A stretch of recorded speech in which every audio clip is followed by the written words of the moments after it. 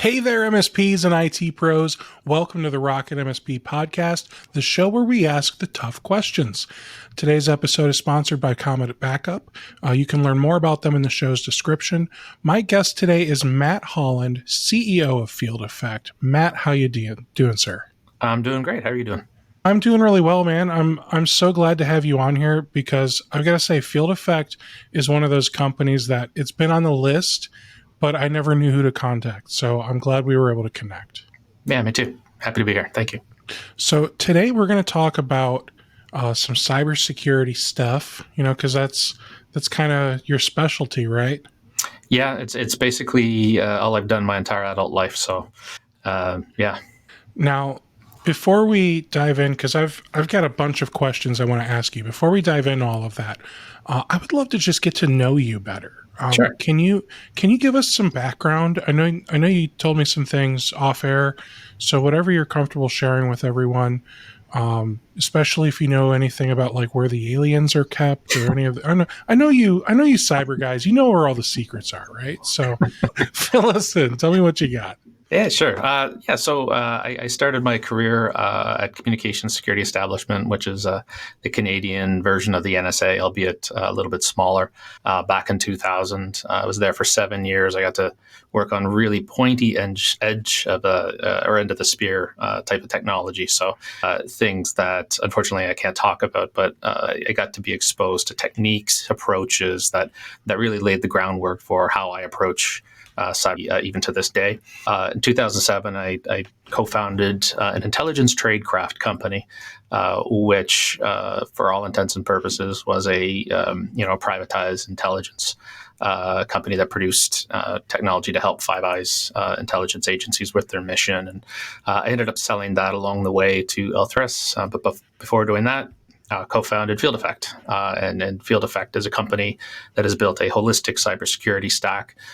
We offer it in the form of a very advanced MDR services to SME because it's clearly small to medium businesses have been historically not focused on by the cybersecurity industry. And we felt it was a big opportunity to help and start a new mission. So, I've been doing this for 23 years. I absolutely love it. I'm passionate about it. My wife would probably agree. It's the only thing I'm actually good at. And I intend on doing it for a very long time. Well, very cool. I'm so glad to have you on here today. So let's dive into some questions to help MSPs. So many MSPs rely on like a patchwork of security tools that often leave gaps in the cybersecurity, just overall cybersecurity. I'll call it health. Okay. So what's driving the need for a more holistic approach? I think the biggest thing is that at this stage and the type of attackers that MSPs face, that approach to have the separate systems, it just doesn't work anymore. I'd like to call it the Swiss cheese approach, and while it's great on a burger, it tends to lead to ransomware businesses. And with cybersecurity, a core tenet is visibility. If you do not have visibility over your IT assets, your people, your networks, then at the end of the day, somebody is going to get in and they're going to do something that you won't like. Ransomware attack, financial redirection attack. And I think MSPs are starting to realize that for their well-being, their customers' well-being, that they have to adopt more of a holistic approach that gives them the visibility across all of their customers' assets. And would you say that today's threats are different than what MSPs faced like 5 years ago? Oh, yeah, 100%. It's gotten, I would say, considerably more wild west out there. It's, when you look back to, I think what has caused that, the renaissance of, or the emergence of modern ransomware kind of started when the shadow brokers leak occurred. So MSPs are now up against intelligence grade techniques due to those leaks back in 2016. That means that, literally they have to defend against what used to be nation state level technology. We see a lot of living off the land techniques as well. So attacks that don't require actually installing any malware, attackers will come in and make use of the features and the technology that exists on the host itself. And that's a very difficult thing to detect. The pandemic also changed things considerably. The world of people going to remote offices or working from home really led to a transformation of having to stress remote management of all customers. And that required a transition in technology, and a lot of the old technology that was used didn't get deprecated. So things like credential leaks or allow utilization of that old technology in a way that an attacker can go after your customers. And I think the volume has changed quite a bit as well. We're now in a place where, as opposed to the occasional attack against a small to medium business, it is a constant barrage. So it's not whether and if, it's just how frequently is it going to happen. And ultimately, that has led to the expectation that MSPs are going to solve the cybersecurity problem. So there's a lot more focus on MSPs to address this issue. And I think 5 years ago, it wasn't quite that level of expectation. Now, I know that a problem that many MSPs face is we're still using tactics that are 5 years old or even 10 years old. A lot of MSPs, especially the smaller ones that, let's be honest, they maybe don't know what they're doing as well as some of the larger, more established guys. They don't even know what terms like live off the land mean. So why don't we start there? Can you explain that definition for me and kind of what that is? Sure. So a traditional attack that doesn't include that approach, you would install, gain some sort of execution on a host, and then you would install malware, and that malware might be ransomware, it might be a virus, but it's a unique program that does not exist on the computer prior to that attack. It's something that the attackers put down. Traditionally, this has been the point where antivirus software or other type of endpoint technology would detect and say, okay, that doesn't belong here, or that looks malicious, and that's what they would clean up. Now, in the case of living off the land, there is nothing being dropped by the attacker. They gain execution in some way, perhaps through a remote console or an RDP instance, and then can utilize the tools that are built into the operating system to perform their attack. And that leaves a much smaller surface of detection for cybersecurity software to say, okay, that doesn't belong here. It comes down to what are the heuristics around the program being run, sometimes Python, sometimes PowerShell. And it's a much more challenging thing to detect, because oftentimes that approach of living off the land looks like an administrator doing what they do. So it's a much more challenging thing to identify. So besides living off the land, what are some of the biggest vulnerabilities or blind spots that MSPs have using a fragmented security setup? Most often we see RDP being the point of attack. That's something that MSPs will utilize in order to manage their customers. If you're an MSP and you have 100 customers, obviously you're not going on site every day or periodically, so you utilize something like remote desktop. And if your credentials are leaked and an attacker finds those credentials, they can utilize that same approach to get into a system. Now, the challenge there is if you are not running something like a network sensor, identifying RDP attacks becomes much more difficult. Some endpoints can pick it up, but oftentimes, that doesn't always happen. So the blind spot on the network is something that is something we see pretty often that MSPs may not configure. The other thing I think is the blind faith in technology solving the problem. And from a risk standpoint, when you're going out and building a custom stack, it's not uncommon to choose something that Gartner says is the best, and what's the phrase? Nobody ever gets fired for buying something that Gartner says is good, but in reality. There's a difference between buying the technology and having the team to use it. And the lack of emphasis on that managed piece, or the people using the technology, is something that I would consider a blind spot as well. Ultimately, you need something that includes solid people, really good processes, and really good technology. That is the equation for an amazing implementation. Well, and it sounds like you kind of answered my next question a little bit. So, how does a holistic system consolidate and integrate key capabilities like endpoint, network, and cloud security? Anything you want to add to that? Yeah. I mean, it's a bit of a little bit more than a passion project. It's what we do here at Field Effect, and I think out of the gate, this is a bit of a long answer.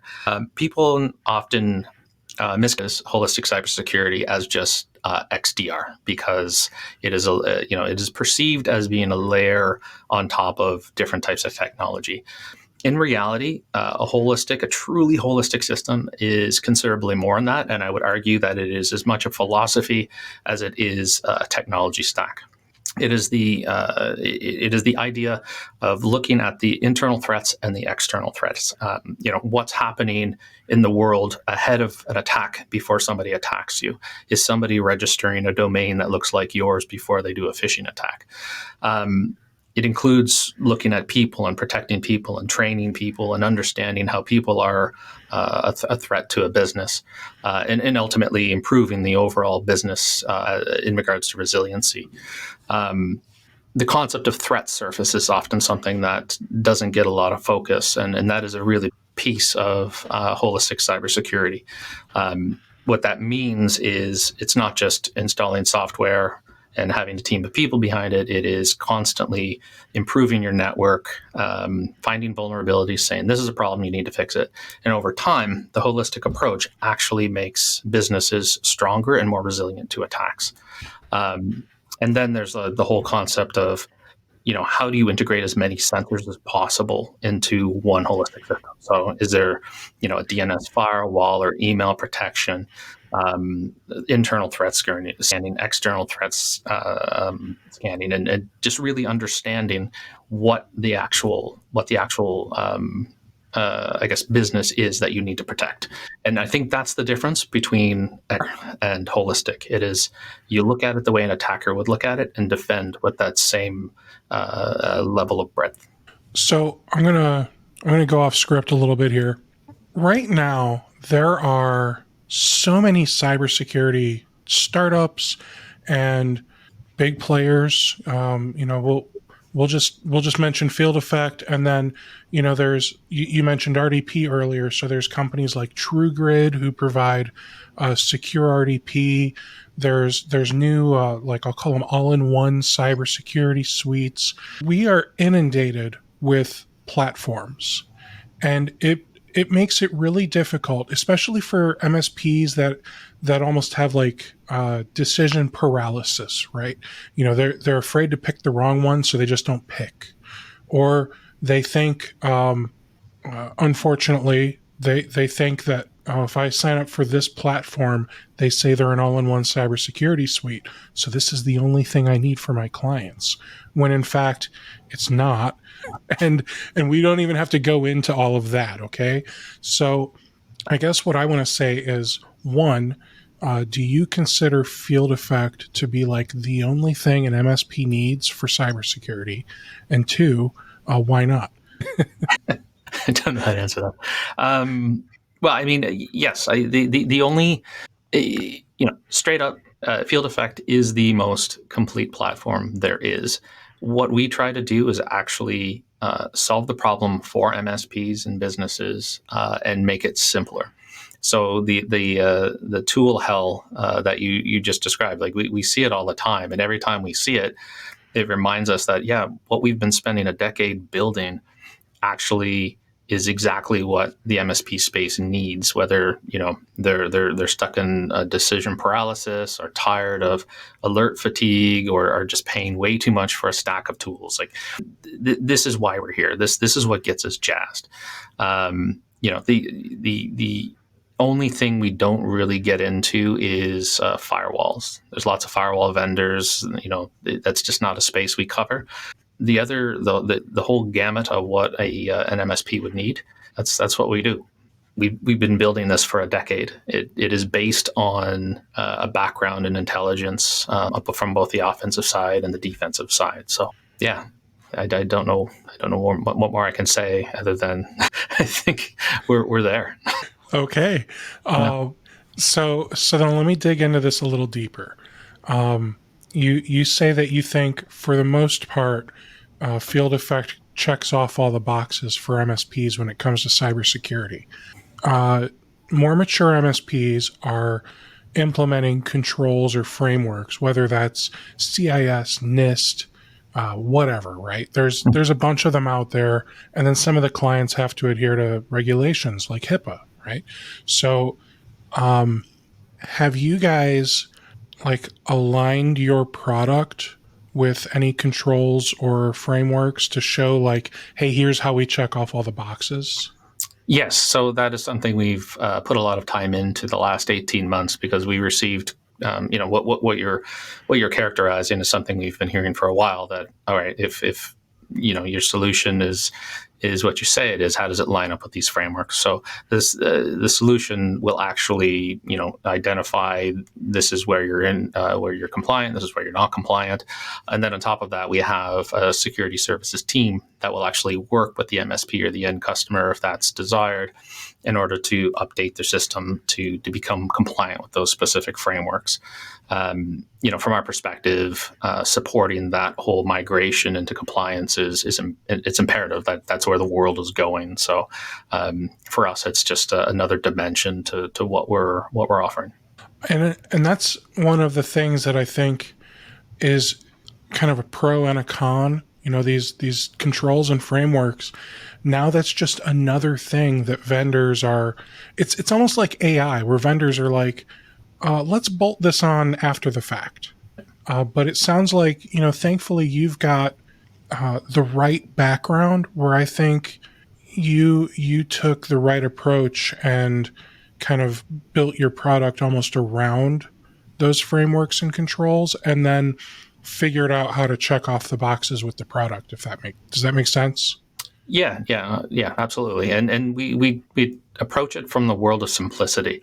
We're not a company that will say. Let me rephrase that. We're not a company that spends more time telling you how smart we are than actually helping you. We want to bring simplicity and make the problem go away. And whatever that looks like for you is what we get excited about. So, we're one of these weird companies that we're interested in a 20-year, 30-year relationship with our partners, not just to make some money off an MSP and then wish you good luck. Now, it's really interesting that you say that, because let's be honest, in the MSP, the culture right now with vendors is, let's get that 3-year contract. Let's make the books look good, so that way we can sell or IPO or whatever. The business has financial goals, and I get it. You're in business to make money. You're not a nonprofit, so I get it. You got financial goals, but it's almost like the the service that's being provided to the MSP is almost like secondary to the contracts and the financial goals.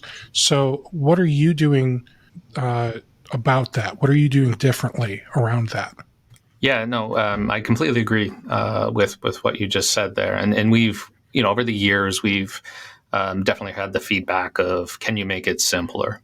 And that's the approach that we really take now. Is if you want to try the tool out as an MSP, you can try it out for free.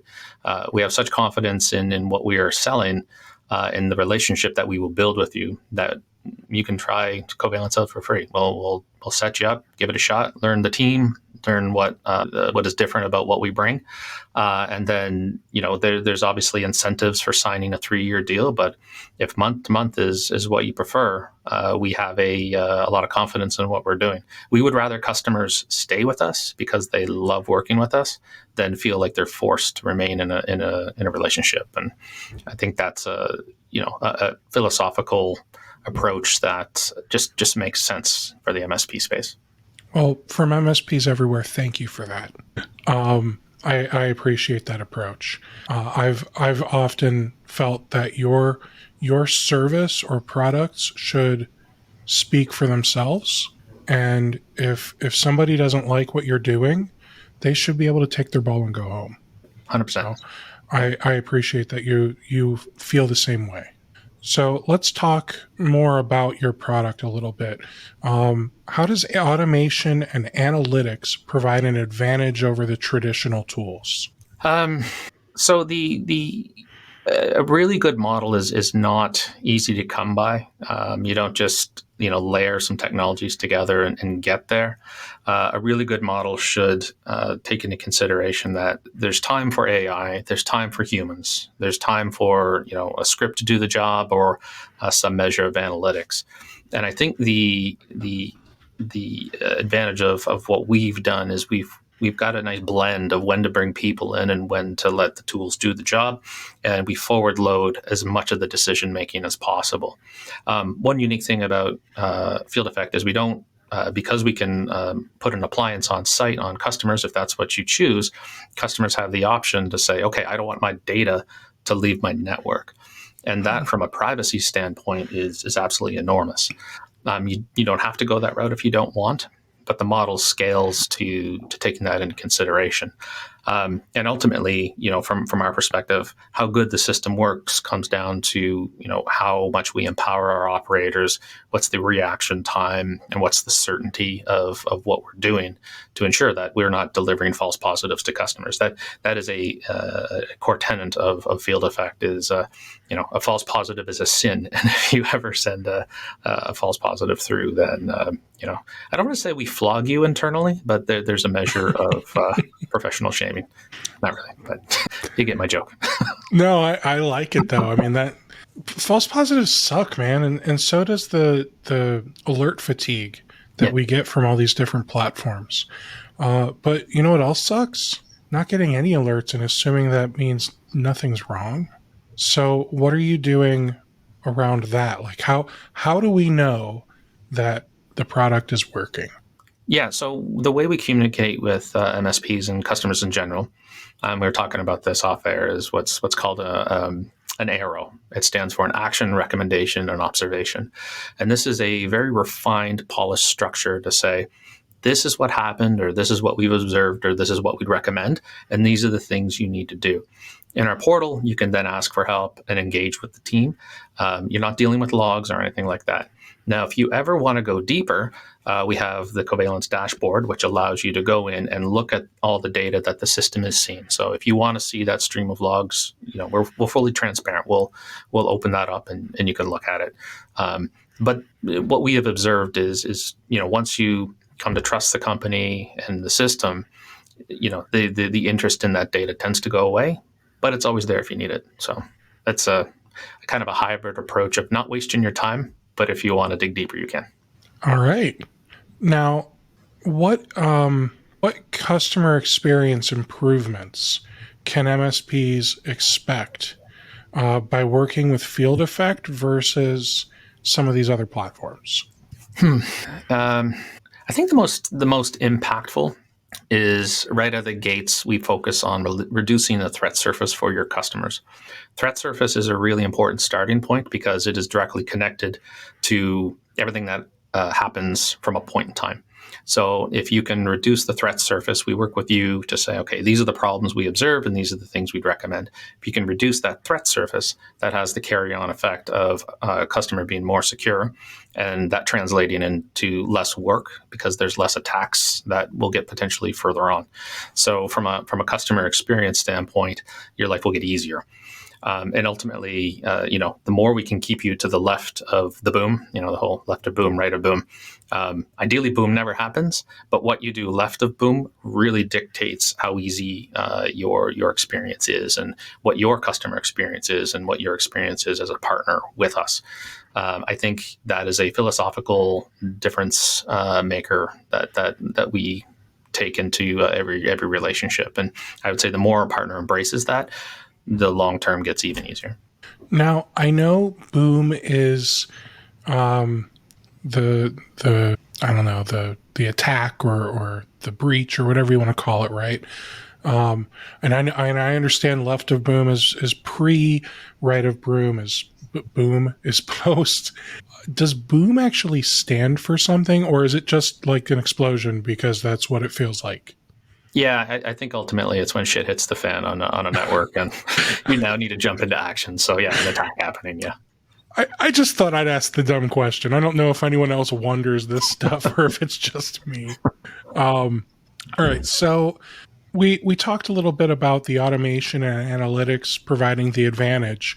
What efficiencies can MSPs gain from the approach that you guys are offering compared to managing multiple consoles?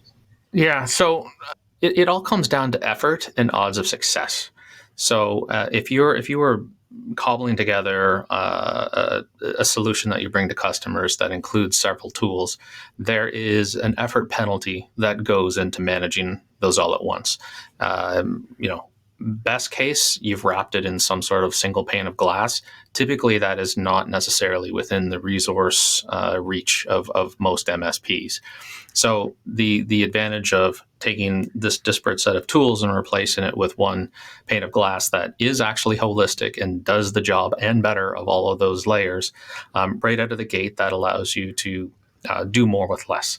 So that means if you have really talented cybersecurity engineers, you can probably have them focus on more moneymakers for your company and actually have a group of people that are of a lower, I guess, technical understanding in order to work with us. So right out of the gate, there's the ability to do more with the company.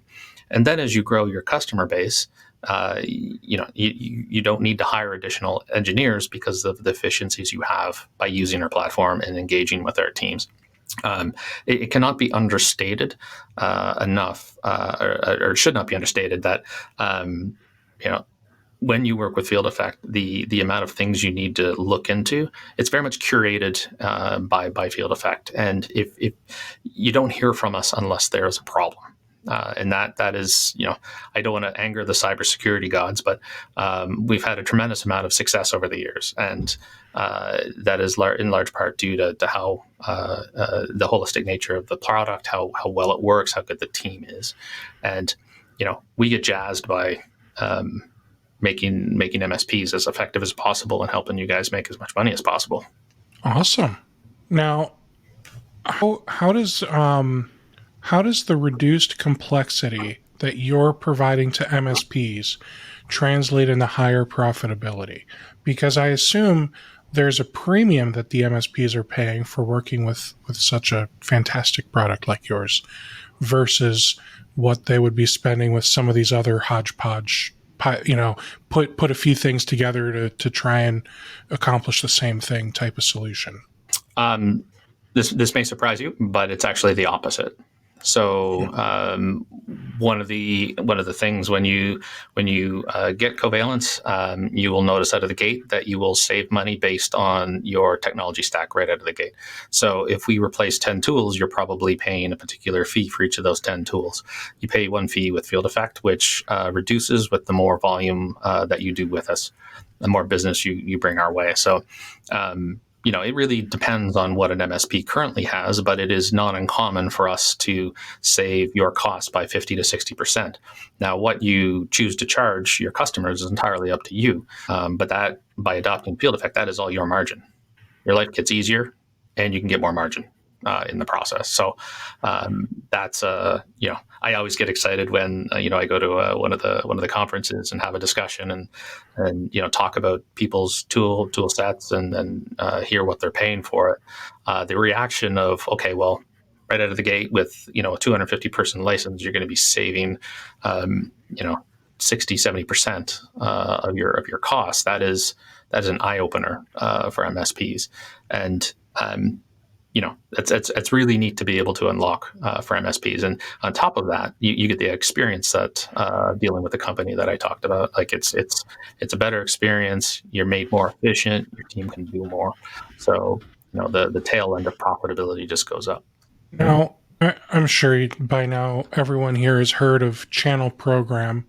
So they have a couple of things. One, they've got Navistack, where MSPs can pop on and take a look, take a really cool approach of like, I don't know, fill in the blanks, almost like Mad Libs here. Just put in whatever tools you're using, and so when you look at something like Navistack, are they putting Field Effect in for like 6 or 7 different cybersecurity related things because you guys are just checking off so many boxes?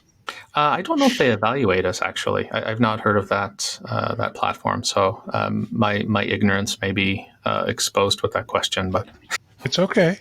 I know that even if you as a vendor are not necessarily paying Channel Program for anything, I believe if enough MSPs are using your platform, they'll just include it in the list for okay, simplicity's sake. So, I expect there's probably 80 people messaging me right now saying we actually agree with that. But yeah, yeah.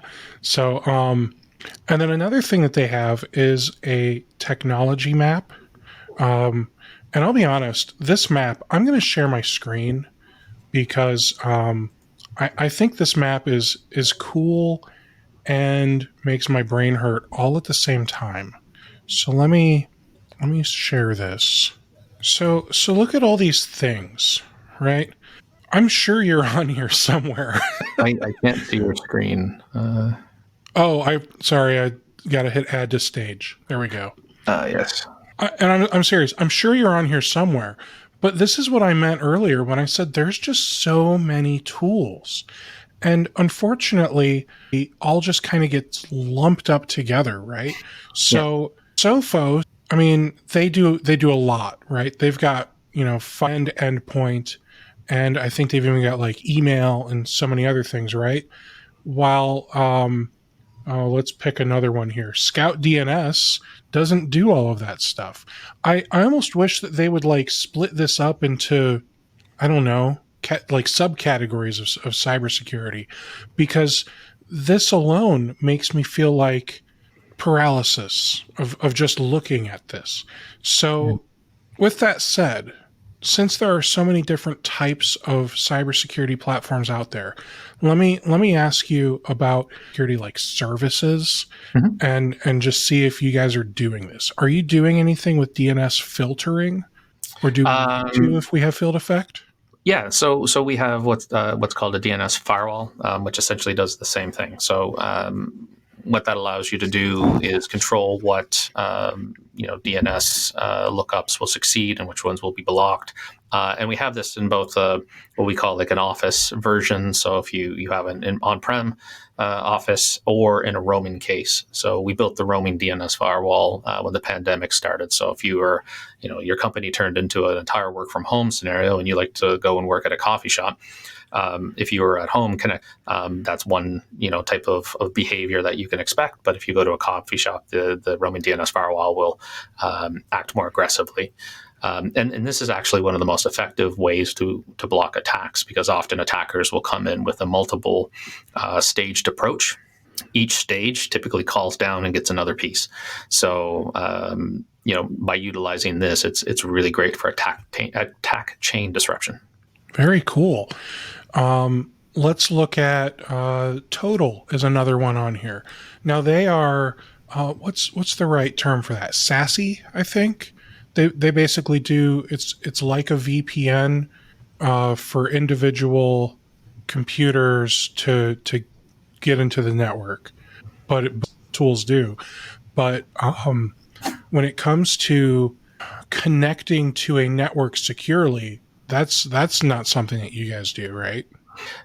No, and the reason for that is often businesses will, they'll prefer their own approach to connectivity, and sometimes telcos will get involved, and we focus more on monitoring of the network and looking for suspicious things, utilizing machine learning where it makes sense to look for anomalies, and introducing humans where it makes sense. And from a value standpoint, that is our interpreted sweet spot.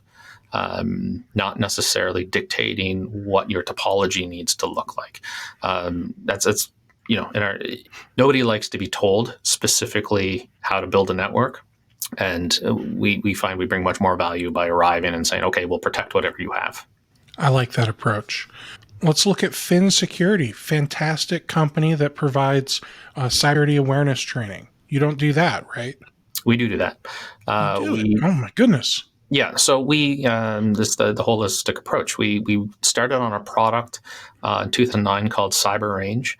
And I actually think it's the best cyber range in the world. I'm just going to say that. But what it does is it allows us to simulate anything from simple environments to complex environments, and simulate that in multiple instances. So you can take a class of 20 people, do things like wargaming, red versus blue exercises, all the way to courses on how to use Python and labs around that. So one of the things that we're really excited to actually roll out is formalized MSP training in realistically early 2024 at this point.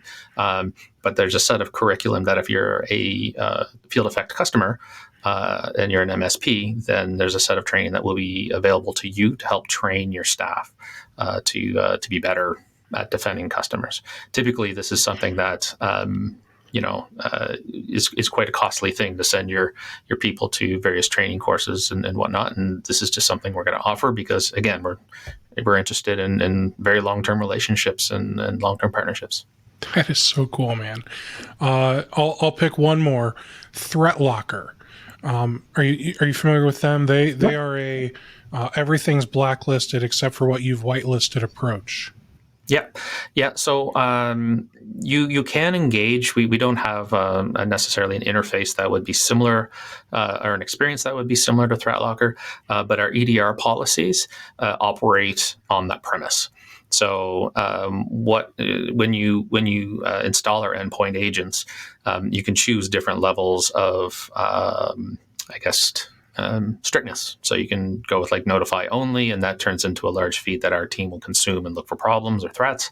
A balanced approach that includes some measure of blocking, and then an aggressive approach where we may unintentionally block something proactively, but if the connection between the machine and mothership is not there, it will still act very in a responsible manner. Underneath the hood, we have a set of policies that run, and the tweaking or the customization of those policies are often an engagement with the MSP or on a per customer basis to match whatever the network is. So there's like that initial discovery, and then once we're both partner, customer, and us are happy with the policies, it gets deployed, and it has a similar feature outcome as ThreatLocker, with the addition of our approach will also work very well against living off the land attacks, which I talked about earlier, which is a much bigger threat than what applications are necessarily installed.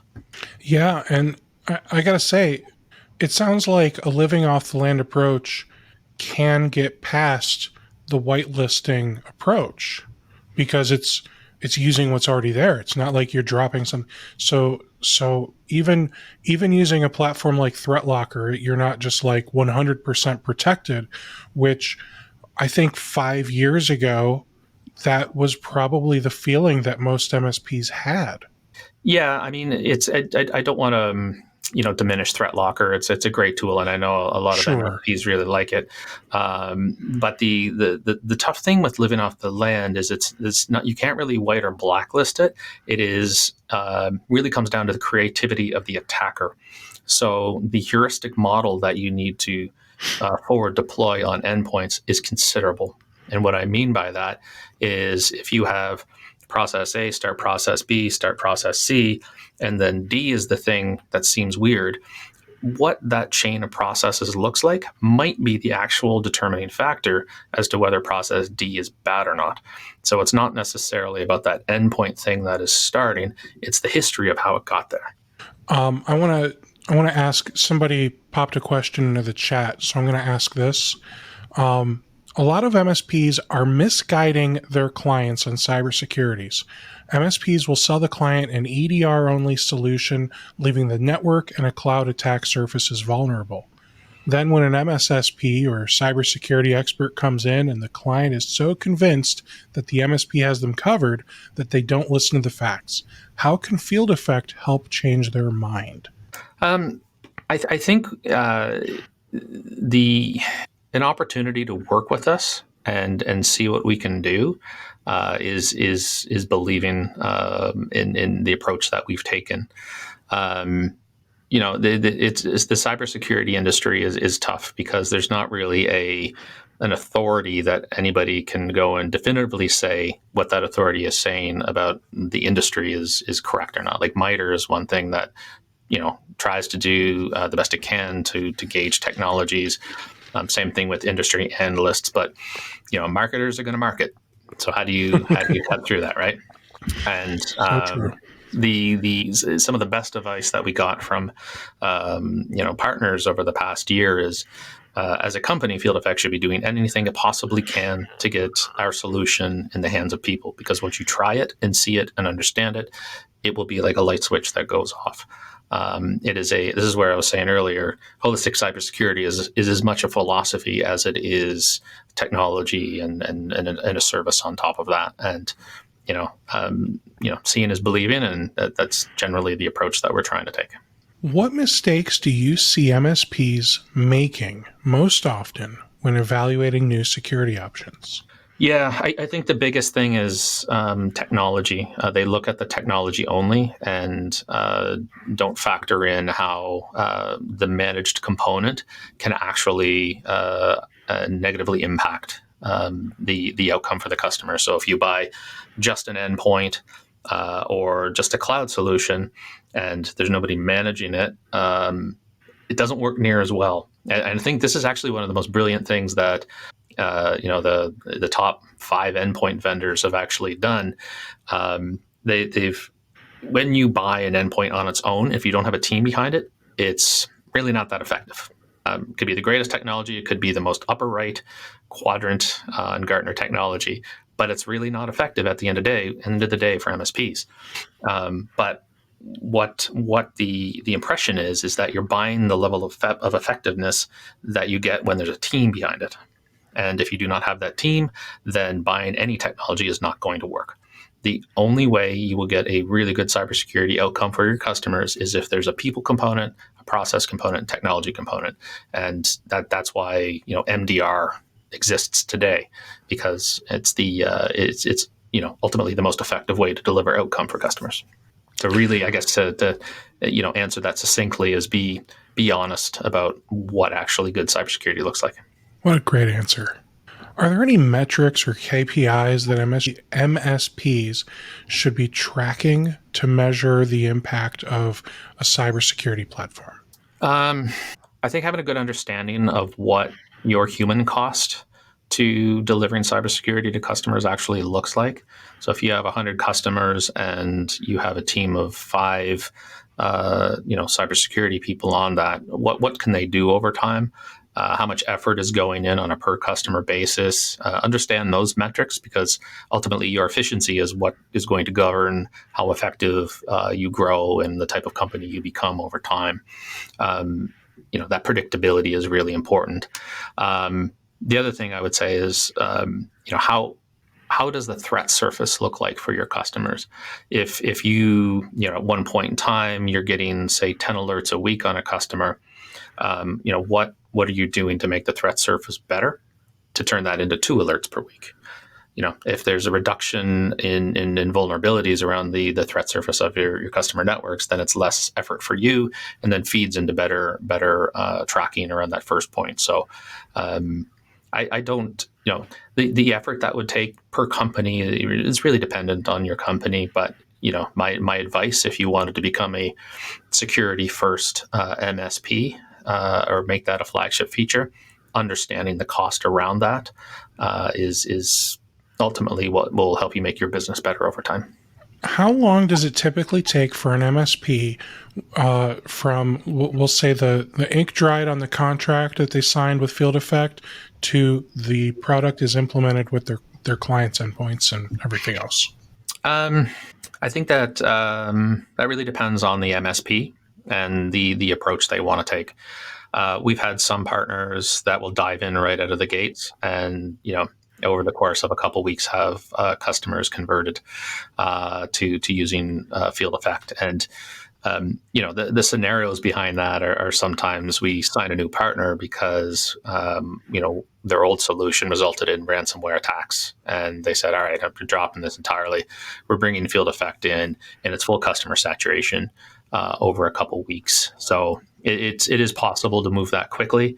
I think the record time with Covalence is signing up a new customer is within 7 minutes of the ink drying. We were detecting a problem on a network.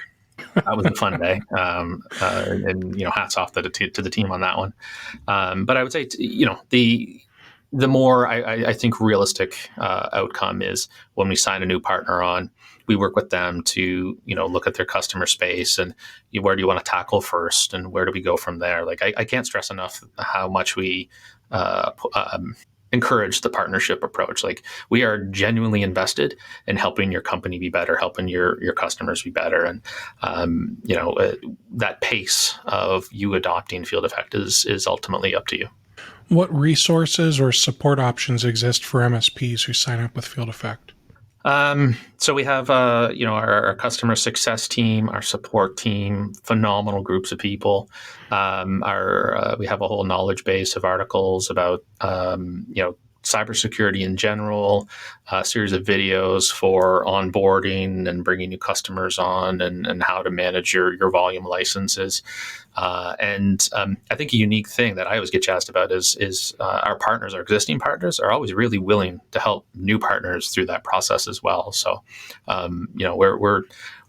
we're pondering the approach of how do we build a community of assistance and help around Covalence, because I think it's an opportunity that everybody would benefit from. Where do you see the MSP cybersecurity space evolving to over the next 3 to 5 years?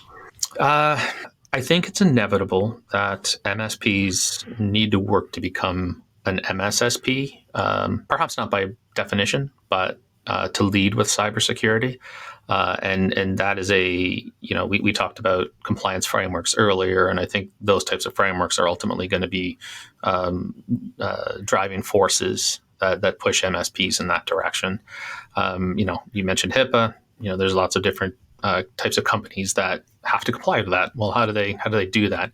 And I think over time, as those types of frameworks become more prevalent in professional organizations or communities, the optionality will decrease. So it'll just have to be something that MSPs deal with. And I think there'll be, some companies will embrace this evolution, and I think it's an opportunity personally. Being an entrepreneur for 15 years, what I've learned is that change in any industry or change that is coming, it is an opportunity, and you need to look at it that way.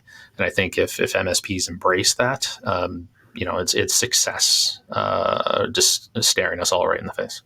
Do you think there will be any new regulations here in America or in Canada or anywhere else for that matter when it comes to anything with cybersecurity, whether it's new regulations that apply to all, new punishments for MSPs that suck or whatever? That's a great question. I don't follow too much in the U.S. as to what's coming and whatnot.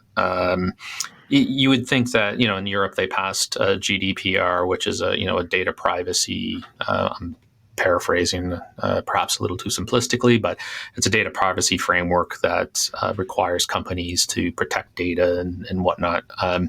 There's been some discussion in Canada, but classic Canadian government can't really get their ducks in a row with that. So we'll see. But I think intuitively we'll get there. There's, I think, a natural path to qualifying for cyber insurance around complying with particular frameworks. And whether it's CIS or ISO 27K, there's a varying degree of difficulty. But I think the thread you're pulling on there, there's something there. It's just a matter of time and how complex it looks like, really. I agree. And one thing I want to touch on, and there's something serious that just came out in the last couple of days. The United States SEC charged SolarWinds and its CISO with, I want to say, fraud, like for misleading investors around all of their breaches and everything else. Do you think that this is something that will become more common? Yeah, I think so. The transparency is underappreciated in the business world, and that trust factor. As the world moves to more and more connectivity and more data just being out there, how do you trust the services? What governs the ability to trust vendors that you work with? I could totally see this becoming something that's more frequently, or a framework for disclosure. And again, I think it'll happen. Again, just a matter of when. My last question I have is, do you have one piece of advice for MSPs that are still relying on legacy siloed security tools today? Yeah, evolve, embrace this opportunity to become a different type of security provider. Ultimately, the siloed approach will not work. Attackers will get around it, and evolution is a natural part of being better. And I encourage MSPs to take that journey. You won't regret it when you do. And yeah, please reach out to Field Effect if you want help with that journey. It's what gets us out of bed. Awesome, Matt. Thank you so much. I cheated a little bit. Okay, I a couple weeks ago used artificial intelligence to analyze all of the information on your website, including a bunch of PDFs that I was able to download. So I believe I have a bulleted list of all the services that Field Effect offers. And by services, I mean it could all be part of Covalence. I'm just trying to break this down into different products that you're kind of replacing. So the first one I see here is managed detection and response, and that includes 24/7 monitoring, threat hunting, detection, investigation, and response by Field Effect security analysts. Yes. Next is endpoint security, next-gen antivirus, endpoint detection and response, application allow listing on endpoints. Network security with full packet capture network analysis, threat detection, micro-segmentation, and protocol analysis. Cloud security, protection from Microsoft 365, Google Workspace, Azure, AWS, including anomaly detection. Yep, and there's about 15 other packages we integrate with. Cool. Probably like Dropbox and Box and a few other things. ServiceNow, Wise, and Autodesk, and vulnerability scanning, internal and external vulnerability scanning, and prioritized remediation recommendations.